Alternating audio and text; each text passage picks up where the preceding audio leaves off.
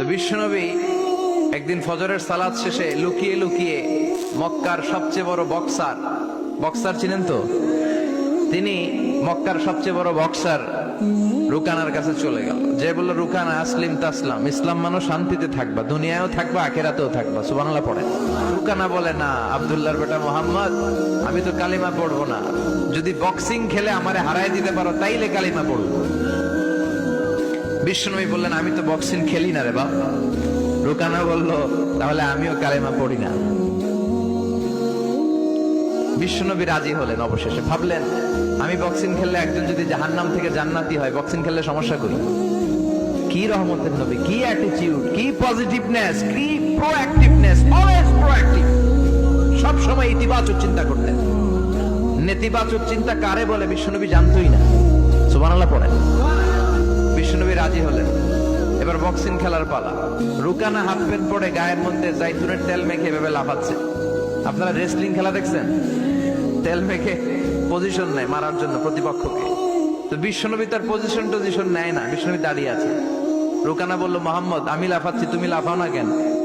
তুমিও লাফাও। বিশ্বনবী বললেন, না আমি লাফাই না, কারণ আমি সেলাইবিহীন লুঙ্গি পরি। সেলাই ছাড়া লুঙ্গি পরে যদি কেউ লাফায়, বাতাসে সতর খুলে যাওয়ার সম্ভাবনা আছে না নাই?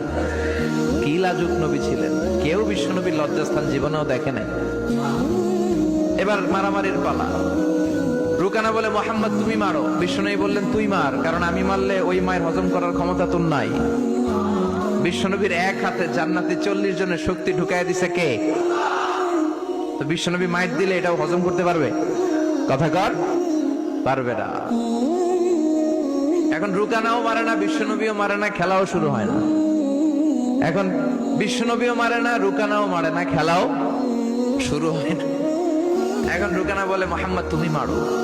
বিশ্বনবী মারে নাই, কিন্তু বিশ্বনবী ওনার ডান হাত মোবারক, কি নরম হাত, সফটার দেন সিল্ক, সিল্কের চেয়ে নরম ছিল। ওয়াকানা কাফুহু আবিয়াদু মিনাদ দিবাজ, সফটার দেন সিল্ক, রেশমের কাপড়ের চেয়েও বিশ্বনবীর হাতের তালু সফট ছিল। এই হাতটা দিয়ে বিশ্বনবী রুকানার ডান কাঁধে এভাবে টাচ করলেন। মারে নাই, খালি বলছে, রুকানা এত লাফাস কেন?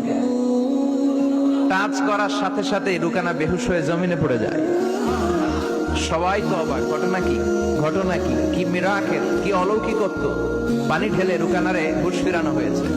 সবাই বলে, রুকানা তুই তো অনেক বড় পালোয়ান, আব্দুল্লাহর বেটা মোহাম্মদ ঘুষিও দিল না, লাথিও মারলো না, বেহুশ হইলি কেন?